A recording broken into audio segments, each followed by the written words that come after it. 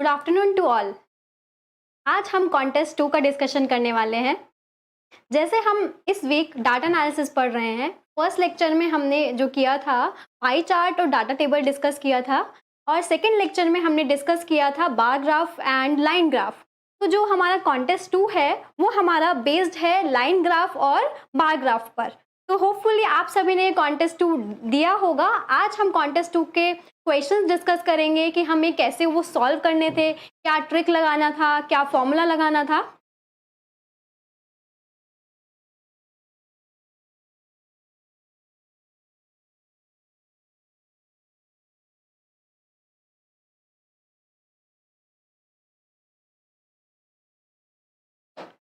आज हम देखेंगे, अगर आपकी कोई भी प्रॉब्लम हो आज के कॉन्टेस्ट से रिलेटेड, तो आप कमेंट बॉक्स में वो भी बता सकते हैं।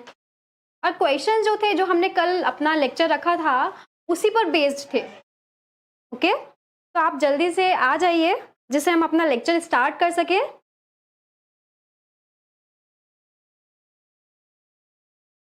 डाटा एनालिसिस जो चैप्टर है, जैसे मैं सभी लेक्चर में बताती हूँ कि डाटा एनालिसिस काफ़ी इंपॉर्टेंट चैप्टर है। जहाँ पर भी कोई भी कॉम्पिटिटिव एग्जाम हो जिसमें जनरल एप्टीट्यूड आता है, डाटा एनालिसिस का क्वेश्चन आता ही है। तो अगर आप हमारे लेक्चर्स देखते हैं तो आप देखेंगे कि कैसे शॉर्ट ट्रिक्स होती हैं, कैसे हमें ऑप्शंस के थ्रू क्वेश्चन पे जाना होता है और कभी हमें डायरेक्ट फॉर्मूला से क्वेश्चन सॉल्व करना होता है।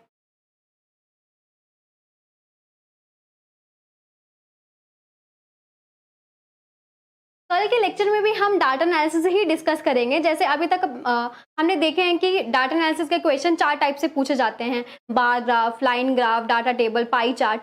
कल हम देखेंगे कि क्वेश्चन मिक्स वाले, जैसे जिसमें क्वेश्चन में पाई चार्ट भी गिवन होता है, बार ग्राफ भी गिवन होता है, या फिर लाइन ग्राफ गिवन होता है और पाई चार्ट गिवन होता है। तो हम वो क्वेश्चन सॉल्व करेंगे कि उन क्वेश्चन में हमें डाटा को कैसे देखना होता है।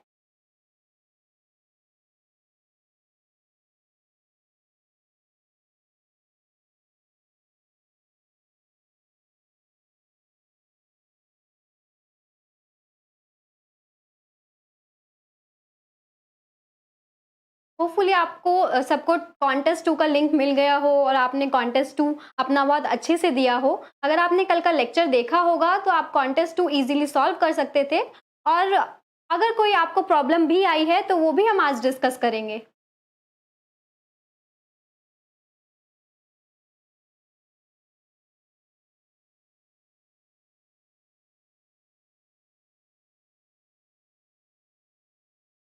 आप अगर आपको किसी भी चैप्टर में या किसी भी टॉपिक में प्रॉब्लम है तो आप वो भी कमेंट बॉक्स में बता सकते हैं। हम आगे उसको कंटिन्यू करेंगे और मैं पूरा ट्राई करूंगी कि आपके प्रॉब्लम्स और आपके डाउट्स क्लियर करूं।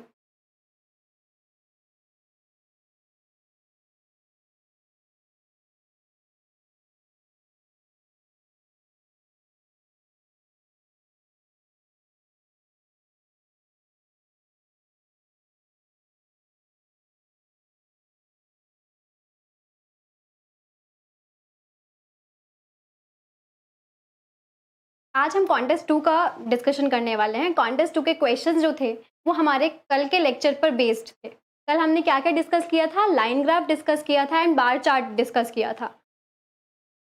आप जल्दी से आ जाइए जिससे हम अपना लेक्चर स्टार्ट कर सकें। अगर किसी ने कॉन्टेस्ट 2 नहीं दिया है तो वो पहले कॉन्टेस्ट 2 दे और देन आप ये लेक्चर देखें।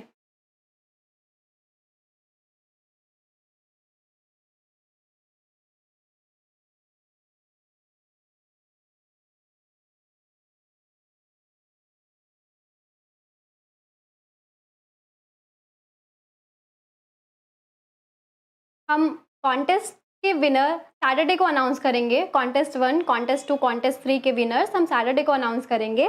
आप अभी जल्दी से आ जाइए जिससे हम अपना डिस्कशन स्टार्ट कर सकें।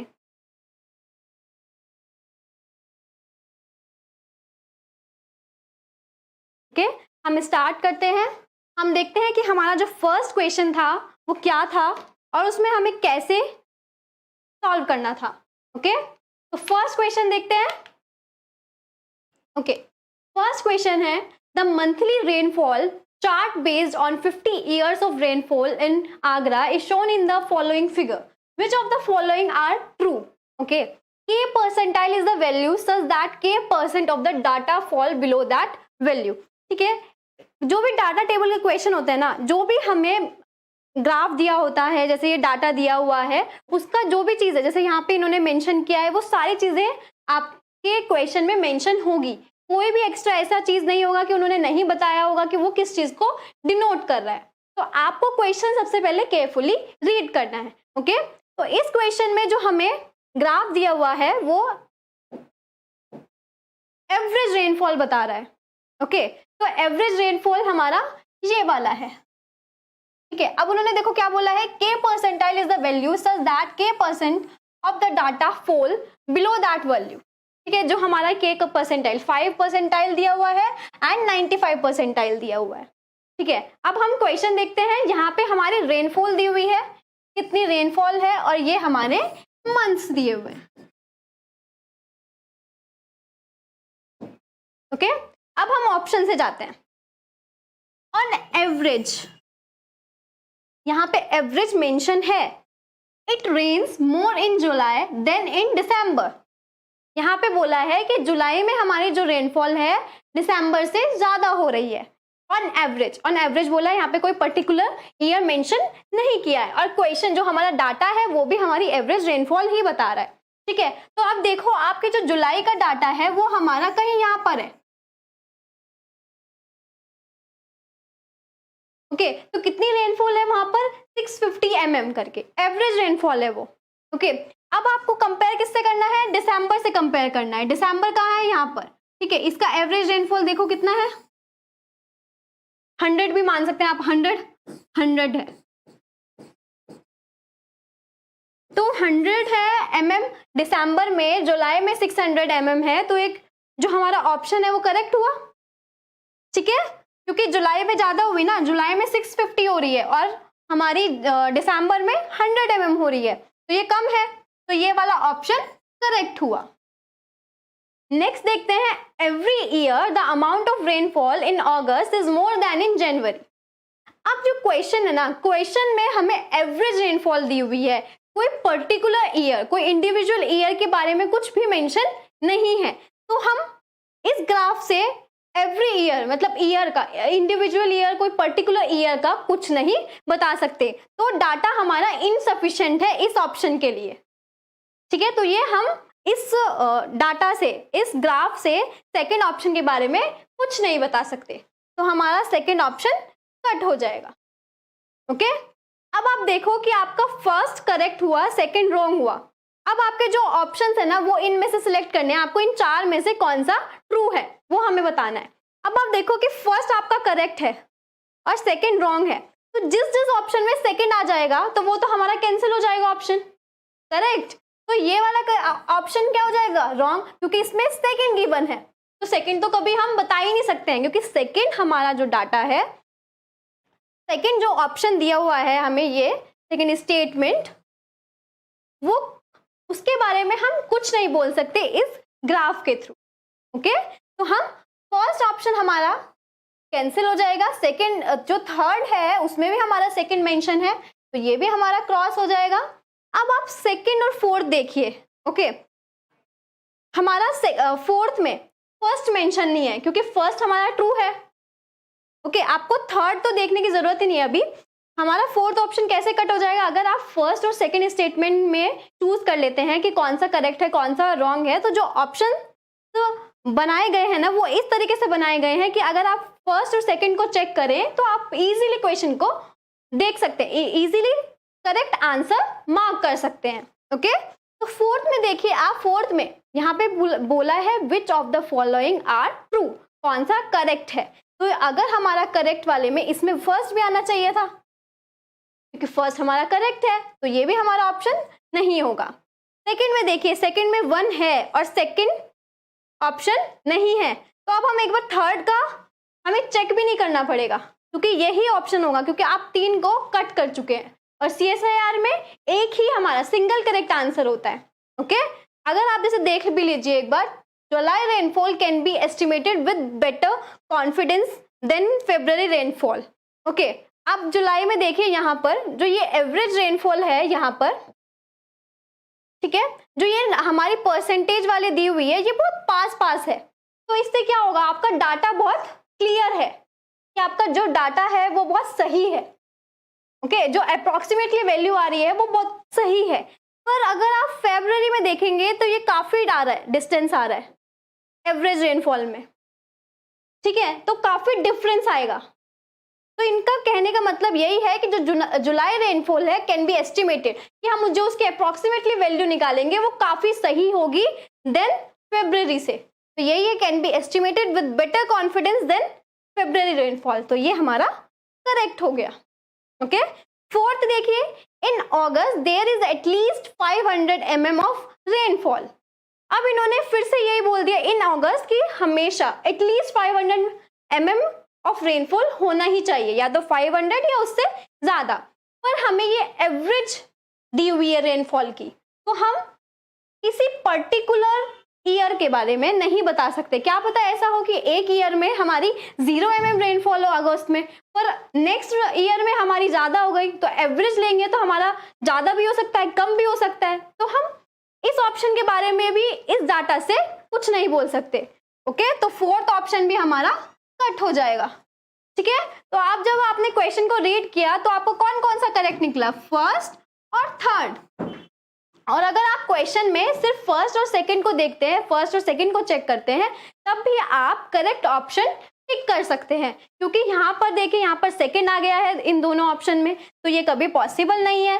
ठीक है, इस ऑप्शन में हमारा फर्स्ट मेंशन नहीं है, तो ये कट हो गया, तो बचा कौन सा, सेकंड, तो हमारा second correct.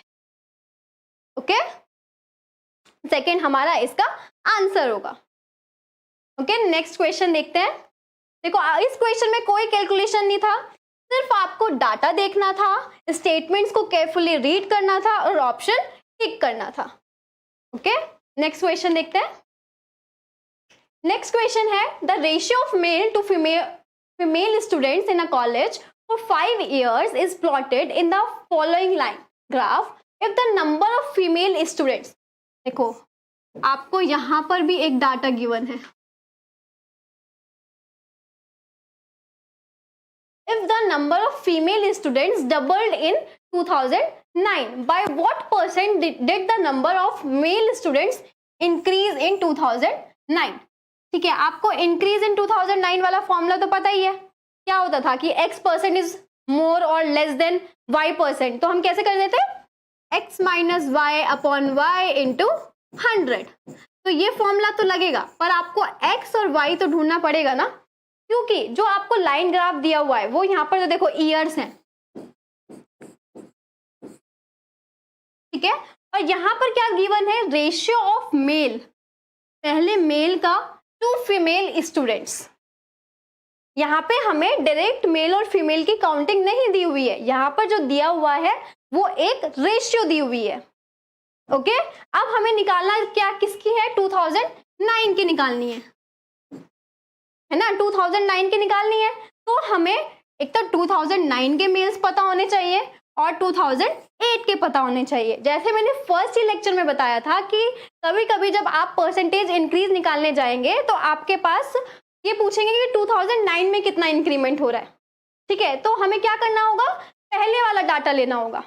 Okay, first lecture में यही बताया था, बेसिक में लास्ट जो हमने डिस्कस किया था परसेंटेज वाला, परसेंटेज में था ये कि अगर हमें कुछ भी मेंशन ना हो, जैसे और क्वेश्चंस में ये मेंशन होता है कि 2006 से 2012 में कितना इंक्रीज हुआ, और इस क्वेश्चन में क्या बोला है, इंक्रीज इन 2009, जो इनिशियल है वो हमें कुछ गिवन नहीं है, तो हम क्या कंसिडर करेंगे, 2008 का डाटा कंसिडर करेंगे इनिशियल। तो बस आपको क्या फाइंड करना है, 2009 के मेल्स फाइंड करने हैं और 2008 के मेल्स फाइंड करने हैं। ओके, अब आप देखो जो हमारे 2008 है उसमें हमारा जो रेशियो है मेल और फीमेल का कितना है, 2.5। ठीक है, तो इसको हम एक बार लिखते हैं, मेल इन 2008। ठीक है, मेल और फीमेल का रेशियो कितना है, 2.5:1। ठीक है ना, पहले मेल है तो हम पहले मेल का रेशियो आएगा, एंड देन फीमेल है तो फीमेल का रेशियो आया। ओके, तो हमें 2.5 दिया हुआ है, तो 2.5 हमारा मेल का हुआ, फीमेल का 1 हुआ। ठीक है, क्योंकि ये जो हमारी एक कंडीशन हो गई है, ये ऐसे है m/f इज इक्वल्स टू 2.5। तो हमने क्या किया, हमने अपॉन में 1 ऐसे कंसिडर कर लिया, तो इसको मैं ऐसे भी लिख सकती हूं। ठीक है ना। अब मैं इफ फीमेल,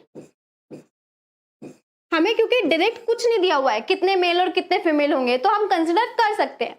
अगर मैंने फीमेल को 100 लेट किया, ठीक है, तो मेल मुझे ऐसा लेट करना होगा कि उनका जो रेशियो है मेल और फीमेल का 2.5 रेशियो 1 आए। तो अगर मैं ये कंसिडर कर लेती हूँ 250, ठीक है, अब आप 250 रेशियो 100 निकालेंगे तो 2.5 ही आएगा। ओके, आप कुछ भी कर सकते हैं, 2500 लगा लीजिए, यहाँ पे 1000 लिख लीजिए। ठीक है ना, बस आपको क्या ध्यान रखना है कि जो हमारा रेशियो आएगा वो 2.5 आना चाहिए। ओके, तो हमारा ये हो गया मेल और फीमेल इन 2008 का।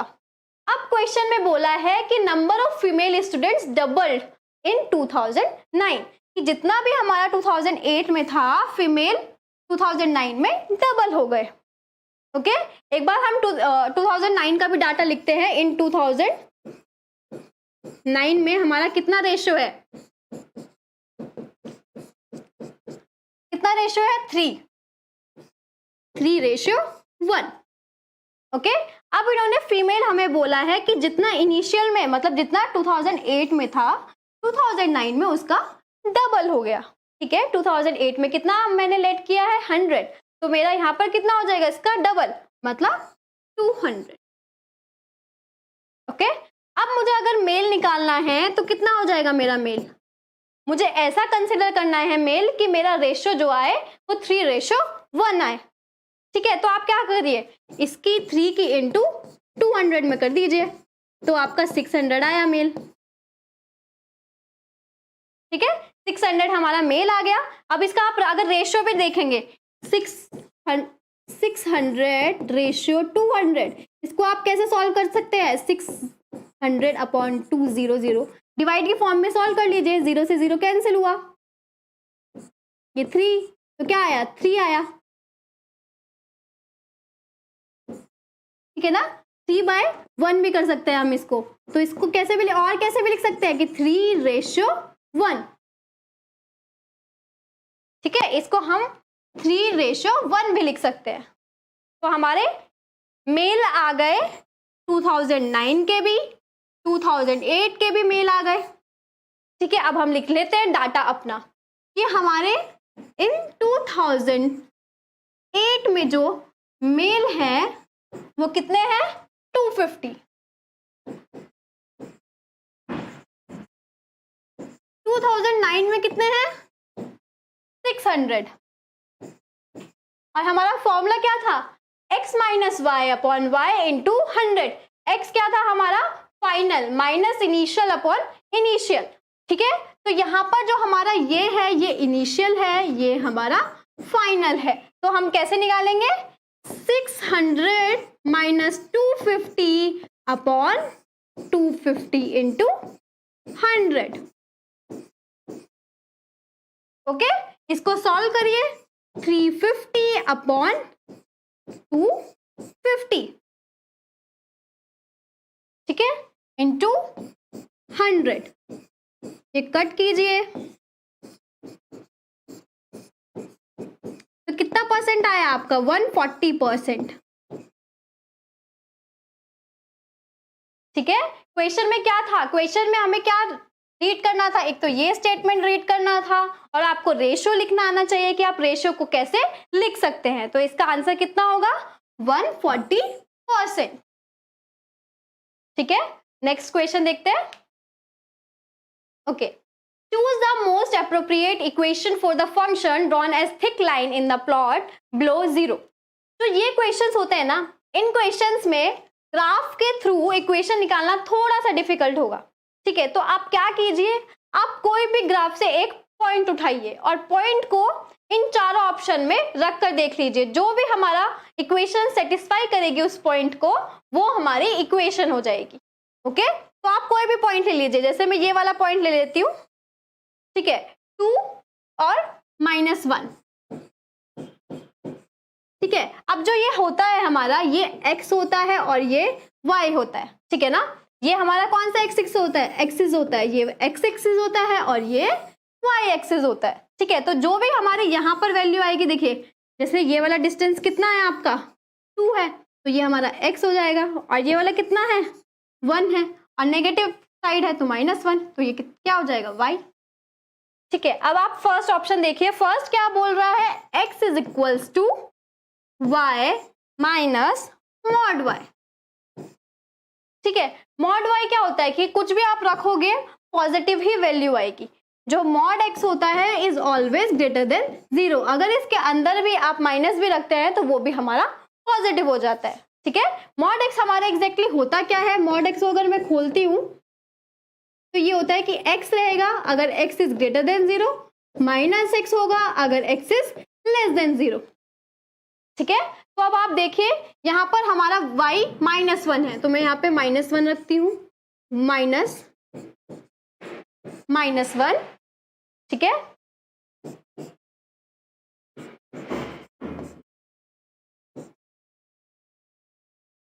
ठीक है, अब हुआ -2। जब हमने इस इक्वेशन को -1 को यहाँ पर रखा y में, तो x हमारा -2 आया, पर हमारा आना क्या चाहिए था, 2 आना चाहिए था, ठीक है ना, 2 आना चाहिए था, तो इसलिए मैंने ये वाला ऑप्शन कट कर दिया, ठीक है ना। ये तो आप बहुत जल्दी पुट कर सकते हैं, मैं अभी स्लो इसलिए बता रही हूँ क्योंकि आपको मॉड y नहीं पता होगा, मॉड y कैसे रखते हैं उसमें, ठीक है। अब देखो ये वाला देखते हैं हम, x is equals to minus बाहर y minus mod y, okay. y क्या है हमारा -1, तो रखिए -1 -1 मॉड के अंदर रखा तो कितना ही बना,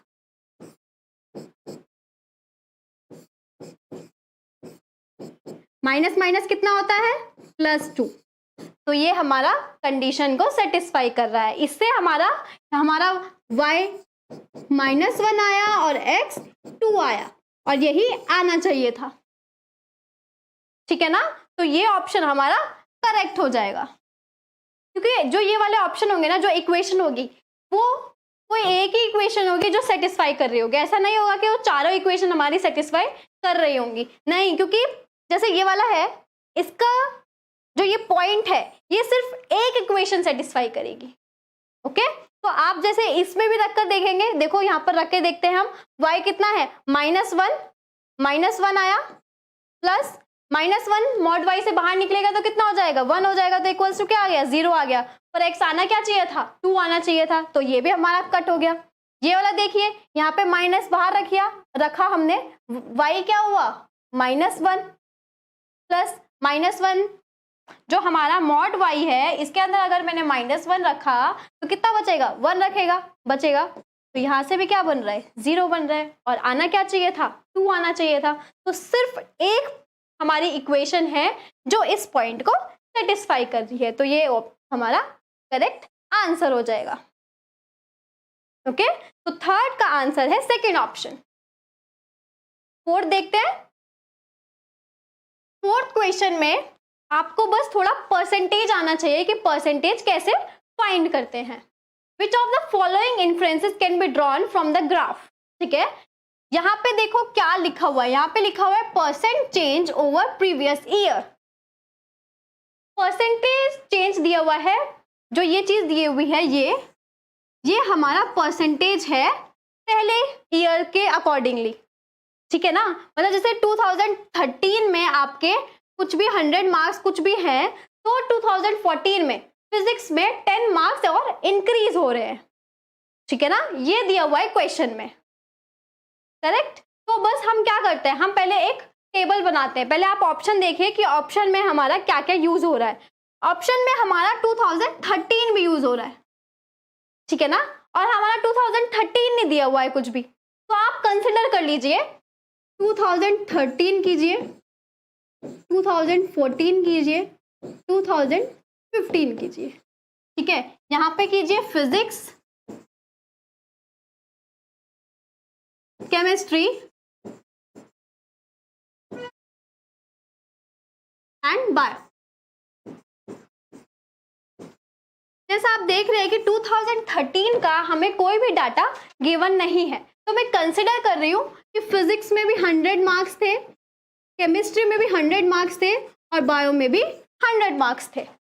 ओके, अब हमें जो डाटा दिया हुआ है वो 2014 का दिया हुआ है और 2015 का दिया हुआ है।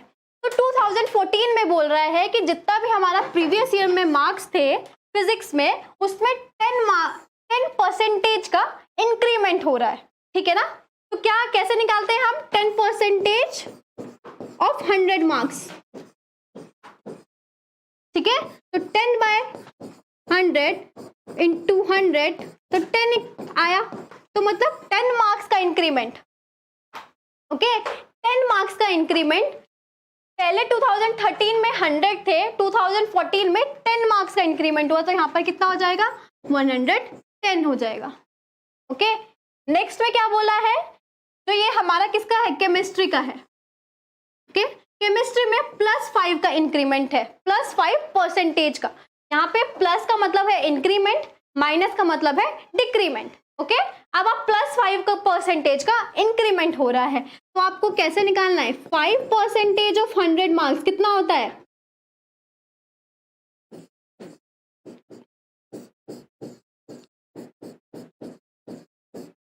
5 मार्क्स होता है।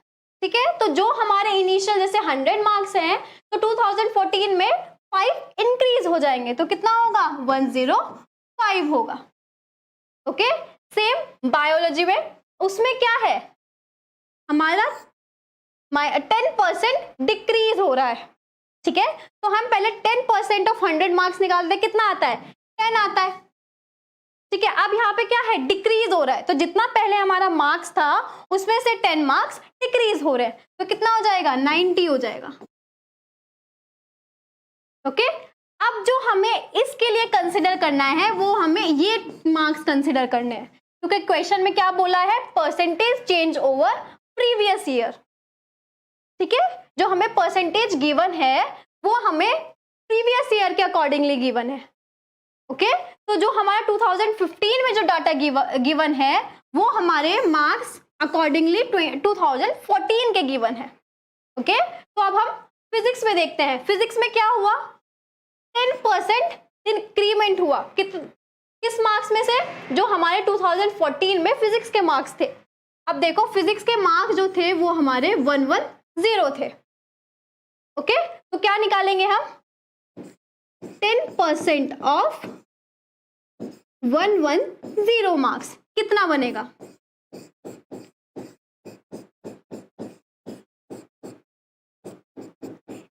मार्क्स बना है। ठीक है, अब इन्होंने 11 मार्क्स बना, 10% ऑफ 110 कितना बना? 11 मार्क्स। अब हमें क्या करना है? ये डिक्रीज बोला है कि जितना प्रीवियस मार्क्स थे उसमें से 10 डिक्रीज हो रहा है, तो हमें 110 में से 11 डिक्रीज करना होगा, तो यहाँ पर कितना आएगा? 99। ओके, नेक्स्ट देखो, नेक्स्ट में बोला है कि 8% का इंक्रीज हो रहा है, तो हमारे जो मार्क्स थे वो 105 थे। 105 का 8% निकालो पहले। 8% ऑफ 105, ठीक है, तो ये कितना बनेगा?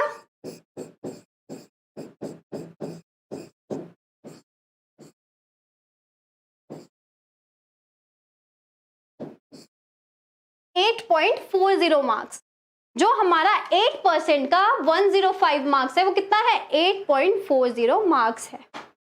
अब इन्होंने बोला है कि इतना मार्क्स हमारा इंक्रीज हो रहा है, जितना भी प्रीवियस मार्क्स था। तो प्रीवियस मार्क्स हमारा 105 था, उसमें अगर 105 में मैं 8.40 मार्क्स इंक्रीज कर देती हूं तो मेरा बनता है 113.40। ओके, नेक्स्ट बायो में देखो, बायो में क्या बोल रहा है? 10% का इंक्रीमेंट हो रहा है। कितने मार्क्स में से? 90 मार्क्स में से। ओके, तो पहले हम 10% निकालते हैं 90 का, तो 10 का 90% कितना होगा?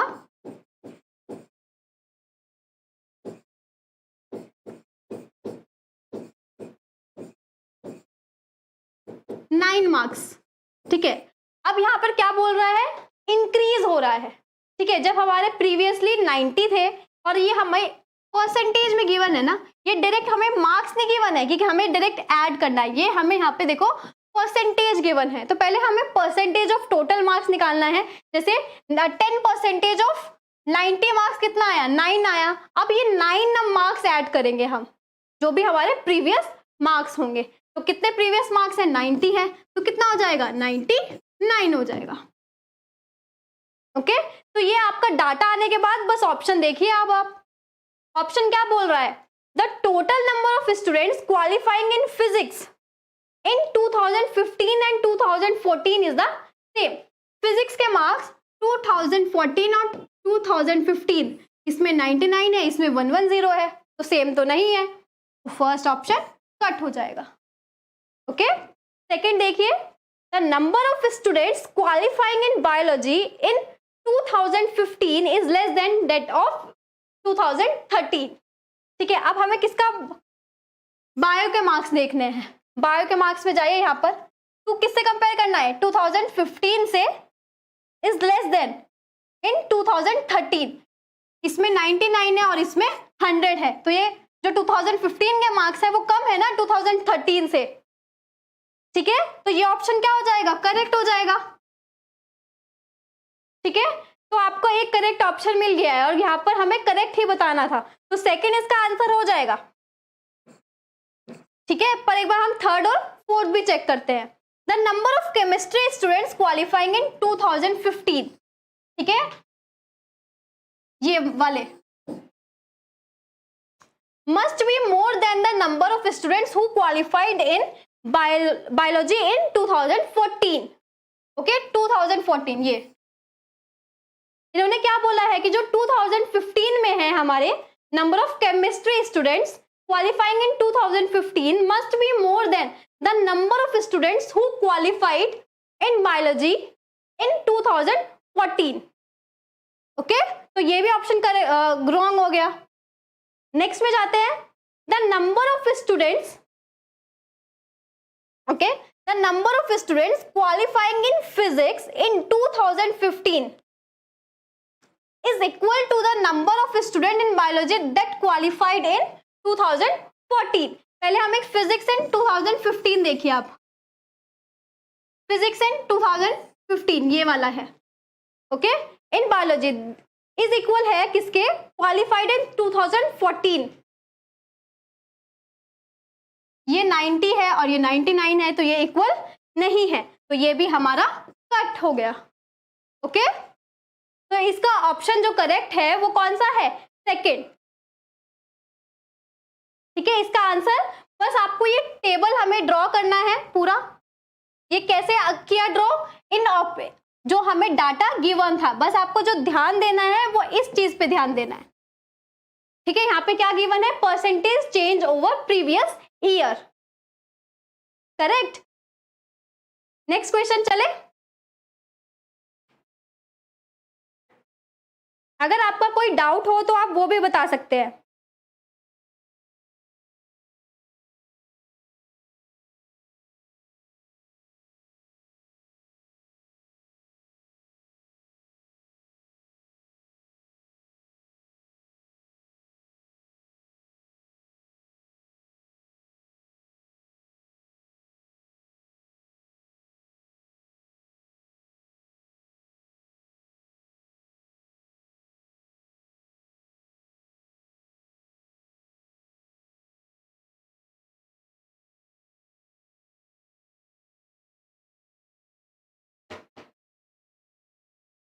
Okay, option third, the number of chemistry students qualifying in 2015, okay, must be more than the number of students who qualified in biology in 2014.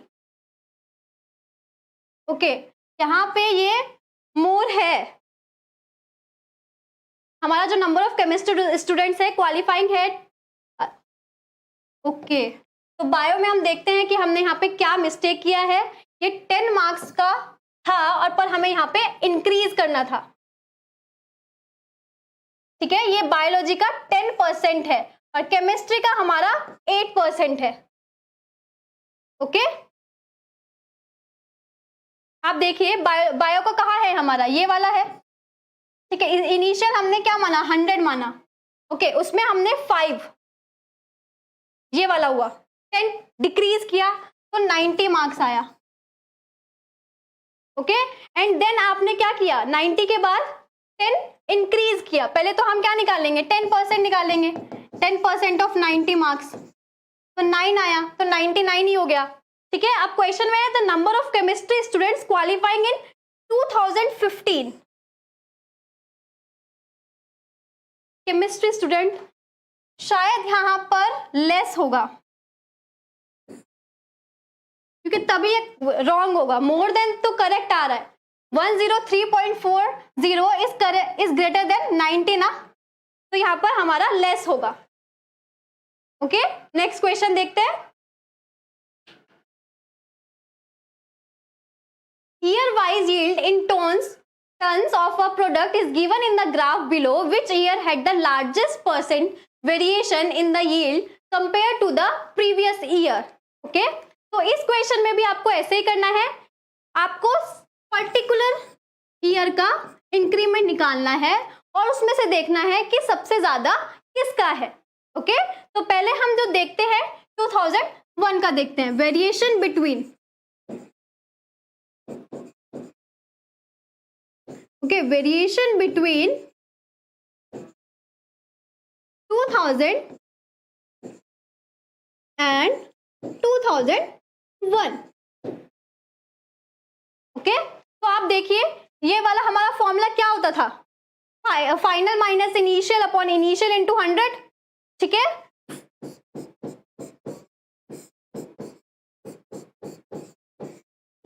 इससे हमारा परसेंटेज ग्रोथ निकलता था,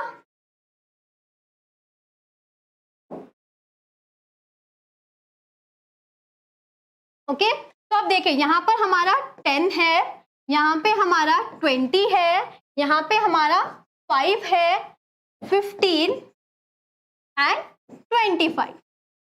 तो पहले हम 2000 और 2001 का वेरिएशन निकालते हैं, तो कितना होगा, 20 minus 10 upon 10 into 100, that will be 100%,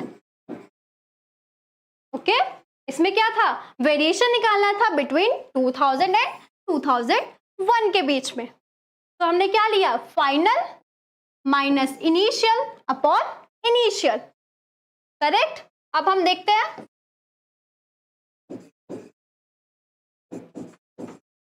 variation between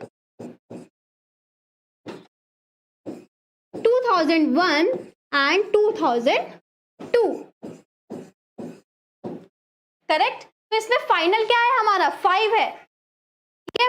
minus 20 करेंगे अपॉन 20 करेंगे, और जो परसेंटेज वाला होता है उसमें नेगेटिव का कोई रोल नहीं होता, तो हम लिखेंगे ऐसे ही कि 20 माइनस 5 अपॉन, पर आप 5 मत लिख देना क्योंकि हमारा यहाँ पर इनिशियल कितना है, 20 है, तो 20 आएगा, ओके। तो कितना हुआ, 15 अपॉन 20 इंटू 100, कितना आया, 75%। थर्ड में देखते हैं 2002 और 2003 में कितना वेरिएशन हुआ, 15 माइनस 5 अपॉन 5 इंटू 100, तो कितना बना, 10 upon 5 into 100 is equals to 200% हो गया, ठीक है। ये देखो कैलकुलेशन बहुत इजी है, तो आप सारी चारों के भी 2 मिनट के अंदर निकाल सकते हैं। आप 2003 और 2004 में देखना है कितना वेरिएशन आएगा,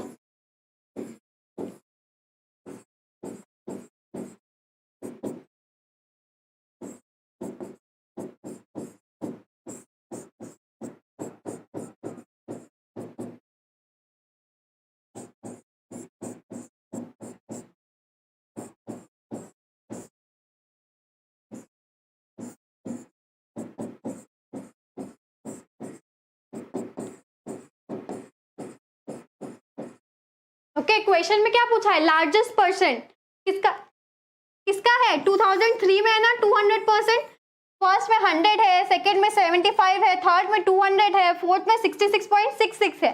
तो लार्जेस्ट किसका हुआ? 2003 का हुआ। तो आंसर क्या होगा? सेकंड। करेक्ट, आंसर क्या होगा हमारा? सेकंड 2003।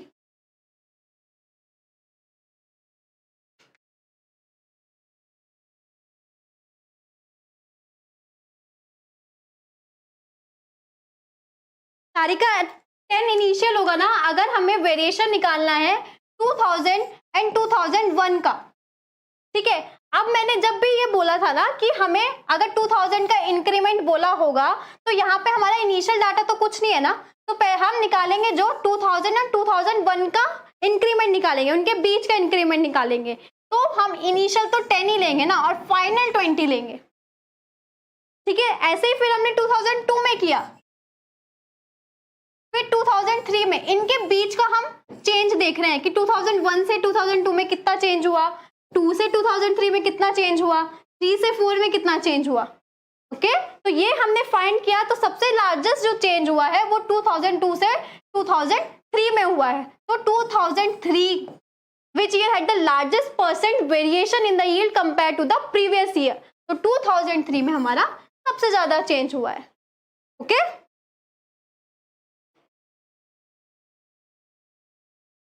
नेक्स्ट देखते हैं। Study the following graph which shows the demand forecast for the next 10 weeks. If the forecasted demand is met by having uniform production during the weeks at an average level, then the number of weeks during which demand will not be met. ठीक है, अब जो ये हमें दिया हुआ है ये डिमांड का ग्राफ है।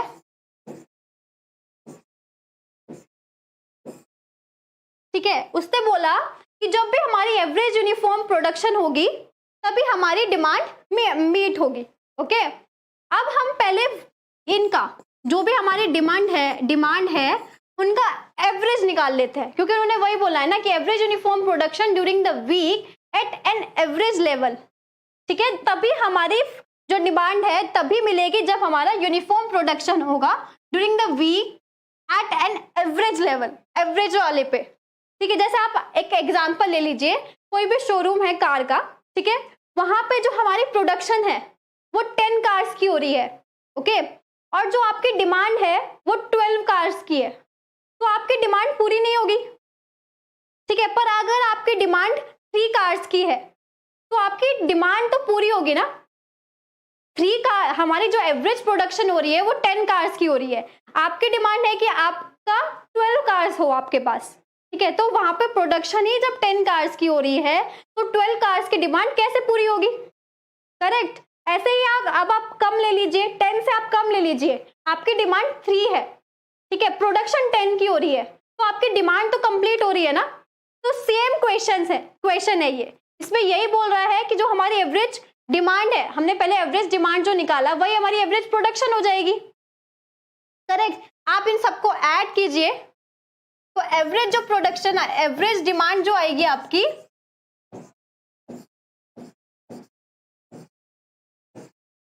एवरेज डिमांड कितने आएगी, इन सबको ऐड कीजिए, डिवाइड कीजिए कितने से, 9 से।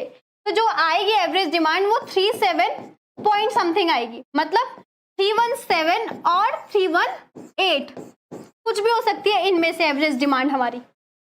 ओके, अब वीक 1 का देखिए, वीक 1 में 350 डिमांड कर रहा है वो, और जो हमारी एवरेज डिमांड है या फिर एवरेज प्रोडक्शन है वो 317 है। ठीक है, तो जब हमारी प्रोडक्शन ही 317 कार्स की हो रही है तो हम 350 कैसे बनाएंगे। करेक्ट, तो ये हमारा क्या हो जाएगा, वो वाला वीक होगा जब हमारी डिमांड नहीं मिलेगी। करेक्ट, वीक 2 में देखिए, वीक 2 में आपकी डिमांड 50 ही कार्स की है, पर जो प्रोडक्शन हो रही है वो कितने की हो रही है, 317 और 318 की हो रही है, तो इसमें आपकी डिमांड तो कंप्लीट हो रही है ना। ठीक है, तो ये हमारा करेक्ट वीक वाला हो जाएगा, इसमें जिसकी डिमांड कंप्लीट होगी। अब ये देखिए, इसमें भी 475 है, 475 हमारी जो एवरेज डिमांड है उससे ज्यादा है। ठीक है, तो ये भी हमारा कट हो जाएगा, इसकी डिमांड नहीं पूरी होगी, क्योंकि जब हमारी एवरेज प्रोडक्शन है वही हमारी 317 और 318 है, तो 475 की डिमांड कैसे कंप्लीट हो सकती है। करेक्ट, तो ये भी कट हो गया। ये जो मैं कट कर रही हूँ ना, इनकी डिमांड कंप्लीट नहीं हो रही है। ये वाला देखिए, इसकी भी नहीं होगी क्योंकि 335 हमारा ग्रेटर है 317 से, तो इसकी भी नहीं होगी, इसकी भी नहीं होगी, इसकी हो जाएगी क्योंकि इसकी डिमांड 275 है। ओके, और आपका जो एवरेज प्रोडक्शन है वो भी 317 का हो रहा है।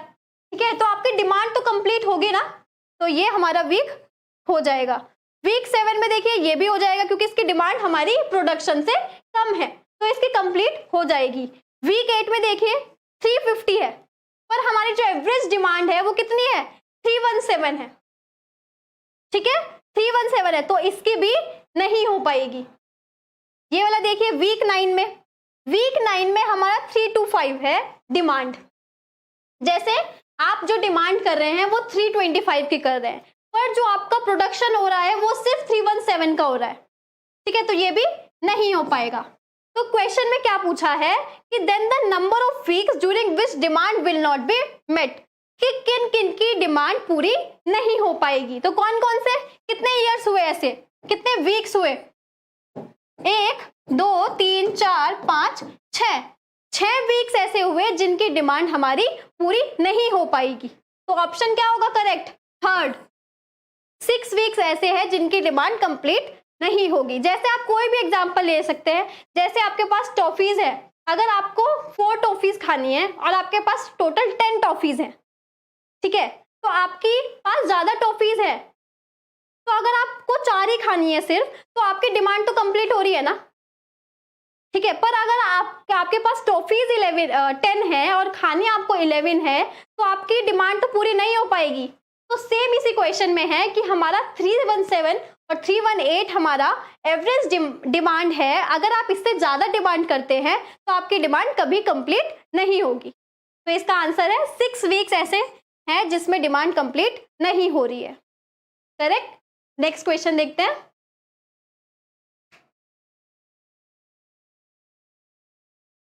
एवरेज डिमांड, एवरेज का फॉर्मूला क्या होता है, sum of observation upon number of observation. तो जो हमने इन सबको ऐड किया, ये हमारी ऑब्जर्वेशंस थी, अपॉन किया, कितनी ऑब्जर्वेशन है, 9 ऑब्जर्वेशन है, तो ये हमारा इन सबको ऐड किया, अपॉन में 9 करके हमारी एवरेज डिमांड आई है। ओके, नेक्स्ट क्वेश्चन देखते हैं।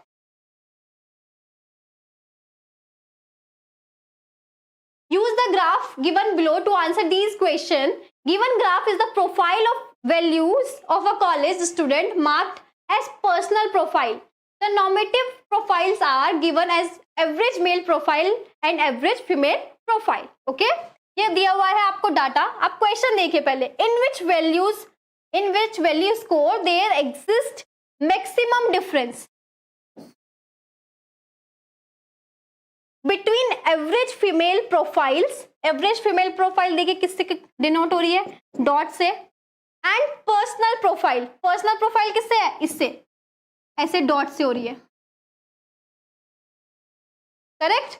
तो हमें जो देखना है वो कौन कौन सी लाइन देखनी है, ये वाली लाइन देखनी है और ये वाली लाइन देखनी है। तो उसमें हमारा मैक्सिमम डिफरेंस बताना है, सबसे ज्यादा डिफरेंस किस में है। अब आप देखिए ये वाला लाइन देखिए, ठीक है, ये वाला लाइन, इसमें एक बॉक्स है, 10 का यहाँ पर है और आप 5 का यहाँ पर मान लीजिए, तो कितना हो गया, 15 हो गया। ठीक है ना, यहाँ पर 10, क्योंकि 30 माइनस 40 कितना हुआ, 10 हुआ। 10 का डिफरेंस यहाँ है, प्लस 5 का यहाँ पर कर लिया, प्लस 5, तो यहाँ पर जो चेंज है हमारा वो कितने का हो रहा है, 15 का हो रहा है। सॉरी, ये वाली लाइन तो हमारी एवरेज मेल प्रोफाइल है ना, ये वाली नहीं होगी।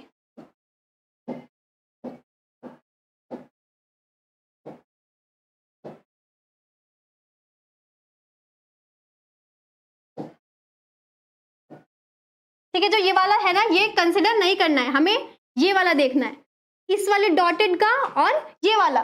करेक्ट। तो ये वाला हमारा कितना होगा, ये तो 10 से भी कम आ रहा है, 5 कंसिडर कर लीजिए। जो हमारा फर्स्ट है थ्योरेटिकल का, इसमें 5 है डिफरेंस। ओके, अब हम इकोनॉमिक का देखते हैं। हमारा इसका देखना है और डॉटेड का देखना है। तो यहाँ पर आप कंसिडर कर लीजिए, कितना है यहाँ पर 55 कंसिडर कर लीजिए, और यहाँ पर 40। ठीक है, इसका डिफरेंस कितना हो रहा है, 15। तो एक थियोरेटिकल में 5 डिफरेंस है, इकोनॉमिक में 15 डिफरेंस है।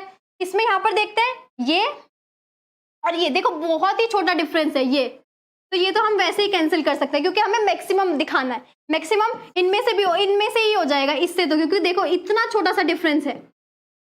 करेक्ट। अब आगे देखते हैं सोशल में। सोशल में किसका देखना है, यहां से यहां तक देखना है। करेक्ट। तो ये वाला भी आपका 10 से भी कम है, पर हमारा जो मैक्सिमम इससे पहले आ रहा है वो 15 का आ रहा है। ठीक है, तो ये भी हमारा नहीं हो पाएगा। आगे देखना है, इसका देखो। ठीक है, इसका देखो, अगर मैं इसको कितना लेट कर लेती हूँ, 39 कंसिडर इसको कर लिया, और ये वाला कितना हो गया मेरा यहाँ पर 55 हो गया। ठीक है, तो ये मेरा कितना बनेगा 55 माइनस 39 कीजिए, तो आपका जो बचेगा वो कितना बचेगा 16 आएगा। यहाँ पे कितना डिफरेंस आ रहा है 16 का डिफरेंस आ रहा है। अब आप ये वाला देखो, रिलीजियस में देखो, यहाँ पर मेरा कितना है 20 है, यहाँ पे कितना होगा, ये 30 हुआ, ये 40 हुआ, 45। तो जो डिफरेंस आ रहा है वो कितने का आया 25 का डिफरेंस आ रहा है। और क्वेश्चन में क्या पूछा है, मैक्सिमम डिफरेंस पूछा है। ठीक है ना, मैक्सिमम डिफरेंस पूछा है और 25 आपका रिलीजियस में सबसे ज्यादा मैक्सिमम डिफरेंस आया, तो इसका आंसर क्या होगा सेकंड। ठीक है, ये तो मैंने आपको माइनस करके दिखाया, आप नॉर्मली ग्राफ को देखकर भी बता सकते हैं। जैसे इस क्वेश्चन में देखो, इस क्वेश्चन में 1 ब्लॉक, 2 ब्लॉक और 2.5 ब्लॉक आ रहा है हमारा यहाँ पर इनका डिफरेंस। और में आप देखोगे ना, आप अगर माइनस भी नहीं करते हो तो आप इसको देखने से भी बता सकते हो कि यही हमारा मैक्सिमम डिफरेंस होगा, क्योंकि और में देखो आप, और में हमारे 2 ब्लॉक भी कंप्लीट नहीं हो रहे हैं। करेक्ट, तो इसका आंसर जो होगा सेकंड होगा। नेक्स्ट क्वेश्चन देखते हैं। The velocity of v of a vehicle along a straight line is measured in meter per second and plotted as shown with respect to time in seconds. At the end of the 7 seconds, how much will the odometer reading increase by in meters? ठीक है, जो odometer का हमारा reading है,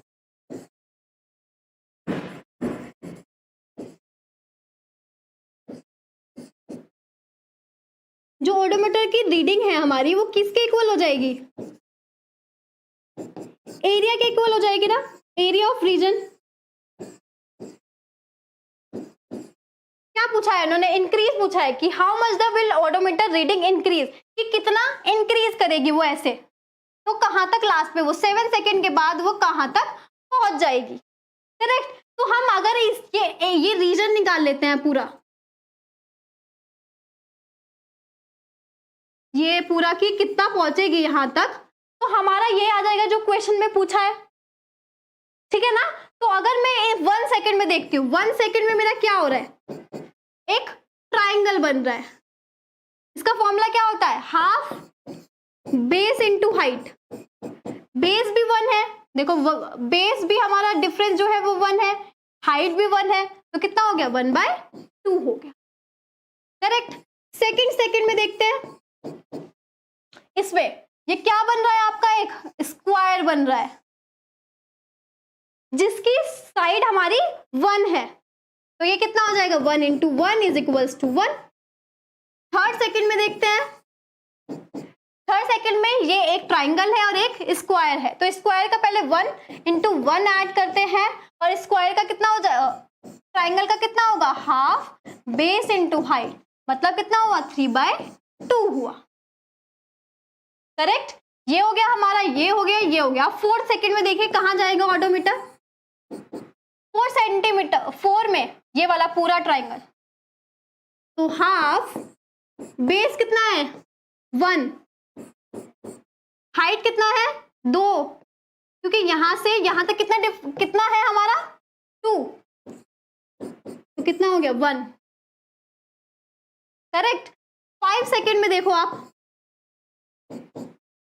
5 second में तो हमारा 0 ही हो गया है, कोई चेंज ही नहीं हुआ। 6 सेकंड में देखो उल्टा ट्राइंगल है, पर जो ये वाला डिस्टेंस है ये तो 1 है, हमें पता है, क्योंकि 6 - 5 1 हुआ। ये वाला भी कितना है 1 डिस्टेंस है, तो ये भी हाफ हो गया। 7 सेकंड में देखो,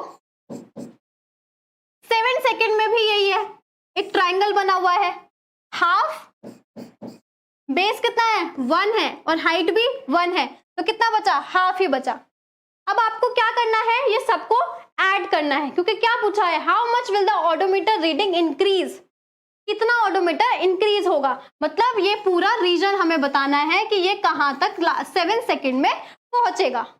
करेक्ट, तो बस आपको क्या करना है, इन सबको ऐड करना है। तो करिए 1/2 plus 1 plus 3/2 plus 1 plus 0 plus 1/2 plus 1/2।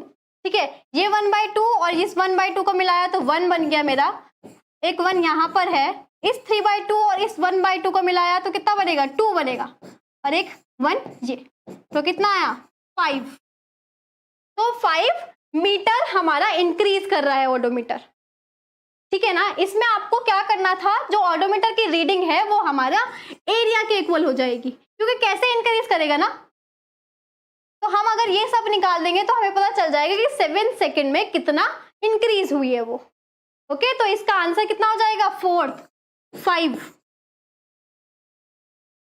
Correct. Next question देखते हैं। The following line graph gives the annual % profit earned a company during a period 1995-2000. Study the line graph and answer the questions that are based on it. ठीक है, अब आप पहले देखिए कि जैसे आपका प्रॉफिट कैसे होता है, कि आपकी इनकम में से अगर मैं जो भी आपकी इनकम है उसमें से आपकी स्पेंडिंग्स माइनस कर दूं तो जो आपका बचेगा वो क्या होगा, आपका प्रॉफिट होगा, वो आपकी सेविंग्स होंगी। ठीक है, तो जैसे profit is equals to income minus expenditure होता है।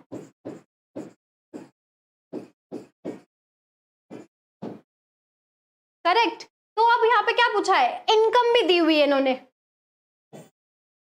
कि इनकम आपकी इतनी है, एक्सपेंडिचर इनकम भी देखो इन्होंने 1998 की ही दी है, ऐसा नहीं दिया है कि सारी इनकम दे दी है, 1998 की इनकम दी है, एक्सपेंडिचर हमें निकालना है और प्रॉफिट हमें ग्राफ से मिल जाएगा, परसेंटेज दिया हुआ है वो भी। ठीक है, अगर हमारा प्रॉफिट ये है और अगर मुझे प्रॉफिट परसेंटेज निकालना होगा तो मेरा क्या हो जाएगा, profit percentage income minus expenditure upon expenditure into 100। ठीक है, प्रॉफिट देखो 1998 में कितना है, 65।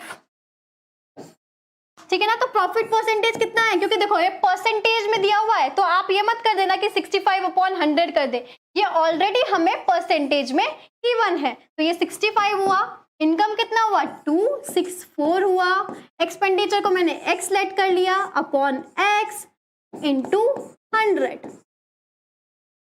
करेक्ट, तो अब आप देखो इसको कैसे सॉल्व करते हैं, 65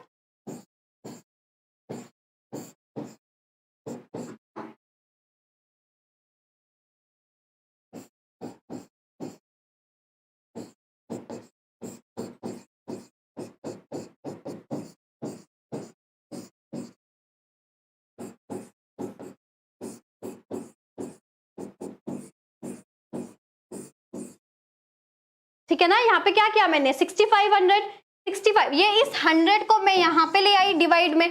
ठीक है, और इस x को अलग से डिवाइड कर लिया, 264/x माइनस x/x किया तो 1 बच गया, 65/100 किया और 1 को मैं इधर ले आई ऐड में, प्लस हो गया, 264/x हो गया, 165 इसको एलसीएम लिया, 100 plus 65 165/100 is equals to 264/x। तो अब क्या करना है, बस आपको इसको सॉल्व करना है।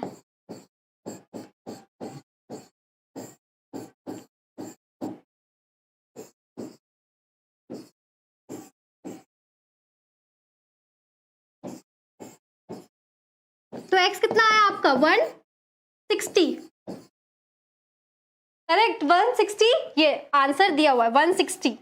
तो जो आपका हमारा एक्सपेंडिचर होगा, देखो इस क्वेश्चन में आपको प्रॉफिट परसेंटेज गिवन था, इनकम आपको दे दिया, एक्सपेंडिचर निकालना है, और आपको पता है कि प्रॉफिट का फॉर्मूला कैसे आता है। प्रॉफिट अगर आपको फॉर्मूला भी नहीं पता है तो कैसे आएगा, जो भी आपकी इनकम होगी अगर उसमें से मैं सारा स्पेंडिंग्स निकाल दूंगी तो जो बचेगा वो आपका प्रॉफिट होगा ना। तो बस यही किया, ये आपको प्रॉफिट का फॉर्मूला पता चल गया, अब निकालना क्या है, प्रॉफिट परसेंटेज निकालना है, क्योंकि जो हमें गिवन है वो क्या है, प्रॉफिट परसेंटेज गिवन है। तो क्या किया, income minus expenditure upon expenditure किया, इसको सॉल्व किया तो एक्स आ गया हमारा 160। करेक्ट। नेक्स्ट देखते हैं, A cosmetic company provides 5 different products. The sales of these 5 products in lakh number of packs during 1995 and 2000 are shown in the following bar graph. ठीक है, अब ये आपको सेल्स दी हुई है, ये आपको जो एकदम डार्क वाला है वो 1995 का है, और जो आप एकदम डार्क वाला है वो जो एकदम लाइट है वो 2000 का है, और जो एकदम डार्क है वो 1995 का है। अब क्वेश्चन में है कि the sales of lipsticks in 2000 was by what percent more than the sales of nail enamels in 2000। Okay, rounded off to nearest integer, हमें उसे राउंड करके आंसर बताना है। ठीक है, अब आप देख लीजिए हमने क्या पढ़ा था, x is more then of y percentage. ठीक है, यही वाला लगना है इसमें, जो ये वाली चीज होगी ये हमारी क्या हो रही है, यहाँ पर x हो रही है। ठीक है, मोर देन, देखो मोर देन आया, और जो ये वाली चीज है ये क्या हो रही है, ये y हो रही है। ठीक है, बस आपको क्या करना है, अब इसका फॉर्मूला लगाना है, जो हमें इसका फॉर्मूला पता है। इसका फॉर्मूला क्या होता है, x minus y upon y into 100। ठीक है, अब x की वैल्यू डालिए, x की वैल्यू क्या होगी, सेल्स ऑफ लिपस्टिक्स इन 2000। यहाँ पे हमारा लिपस्टिक है, ये 2000 बताना है, तो डल वाला देखना है, तो कितना हो गया 48.17 माइनस, अब हमें y क्या है, sales of nail enamels in 2000 में। ठीक है, 2000 क्या है, लाइट वाला है, तो ये हो जाएगा 37.76। ओके, y हमारा एग्जैक्ट वही लिखा इंटू 100। करेक्ट। अब आप इसको सॉल्व करेंगे तो आपका आंसर आ जाएगा, बस आपको इसको इतना ही सॉल्व करना था।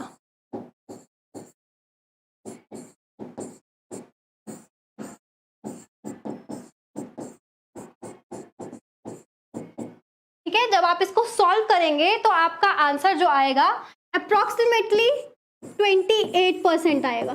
ठीक है, 27 पॉइंट समथिंग। ठीक है, जो आप इसको डिवाइड करेंगे, नॉर्मली आप इसको कैसे करेंगे, इसको परसेंट से डेसिमल से डेसिमल हटा देंगे, फिर 377 चल जाएगा इस बार, अगर ये हमारा ऑप्शन होगा, और अगर ये ऑप्शन होगा तो 7 से चल जाएगा। ठीक है ना, तो बस आपको पूरा ऐसे डिवाइड नहीं करना है, बस आपको एक आंसर लाना है, क्योंकि अगर आप यहाँ तक पहुंच जाएंगे तो आपका आंसर इजीली आ जाएगा। ठीक है, तो इसका आंसर हमारा क्या है, 28%।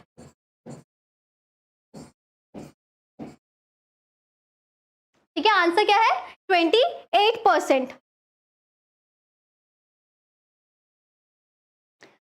एवरेज डिमांड कैसे निकाला, एवरेज डिमांड हम कैसे निकालते हैं, sum of observation upon number of observation. तो वहीं से हमने 317 हमारा वैसे ही आया, सारी जो भी डिमांड्स थी वो हमने सारी ऐड की, अपॉन में कितनी डिमांड्स है, 9 वीक्स की डिमांड्स थी। ठीक है, तो उसको जब हमने प्लस किया, अपॉन में 9 से डिवाइड किया, तो हमारा 317 आया है।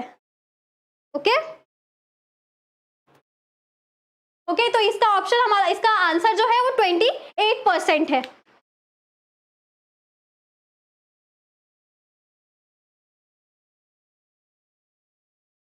ओके, तो हमारा यहाँ पर कॉन्टेस्ट का डिस्कशन खत्म हो रहा है। तो ये 10th क्वेश्चन का आंसर 28% था। तो कल भी हम डाटा एनालिसिस का आगे का डिस्कस करेंगे कि मिक्स जो आते हैं क्वेश्चंस वो कैसे आते हैं। होपफुली आज का डिस्कशन आपको सबको समझ में आया होगा। अगर कोई भी डाउट होता है तो आप कमेंट बॉक्स में बता सकते हैं। तो फिर मिलते हैं कल। Okay, thank you.